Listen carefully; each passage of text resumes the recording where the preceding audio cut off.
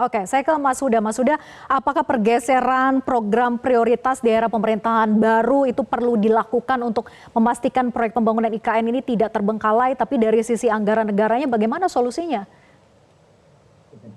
Ya, pertama dari sisi anggaran, Pak ya. Kalau kita lihat dari sisi anggaran ini kita sudah menghitung juga sebenarnya bahwa ini diperlukan pertumbuhan penerimaan ini sekitar 12 sampai 15% ketika ingin melaksanakan 100% program-program anggaran yang ada di janji kampanye Pak Prabowo gitu kan, selain untuk IKN gitu.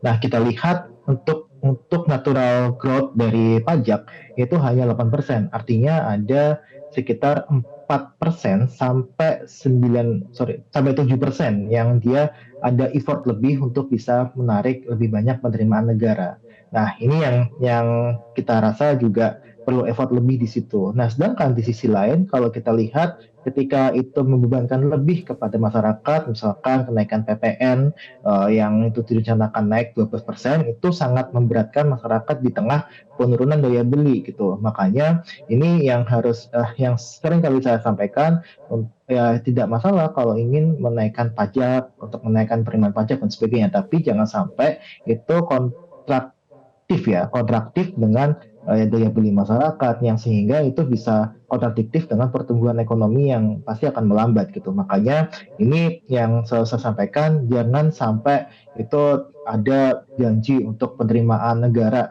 terhadap PDB sampai 23%, sedangkan saat ini juga penerimaan negara per PDB hanya di angka 12 sampai 14% gitu. Nah, ini yang jadi masalah sebenarnya Mbak. Jadi ini yang menurut saya ini harus bisa dikalkulasi secara matang gitu kan. Terus kemudian kalau kita lihat dari sisi ya prioritas untuk pembangunan gitu ya, ini saya rasa lebih baik Pak Prabowo itu fokus terhadap janji-janji politiknya terlebih dahulu sebenarnya. Karena kalau kita lihat memang ketika janji Pak Prabowo untuk SDM dan sebagainya itu memang sudah sangat-sangat layak dilaksanakan gitu kan, dan saya rasa itu perlu dirasionalisasi untuk anggarannya gitu. Jadi ini yang saya rasa tidak perlu untuk ada perubahan prioritas untuk pembangunan, karena ya janji politik juga harus dilaksanakan. Selain ya mungkin IKN jadi prioritas tapi tidak prioritas utama misalkan seperti itu. Jadi ini yang harus diselesaikan di pemerintahan Pak Prabowo ke depan. Jadi lebih realistis kalau mengutamakan atau memprioritaskan makanan bergizi gratis ketimbang pembangunan IKN? Singkat saja, Ya, Mas Huda.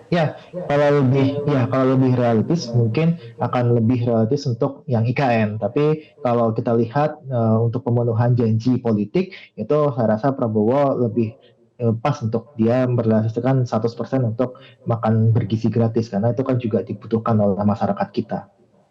Oke, baik. Terima kasih Mas Huda dan juga Bang Daniel atas diskusinya dan bergabung bersama kami di Prime Time News. Selamat malam. Jelajahi cara baru mendapatkan informasi. Download Metro TV Extend sekarang.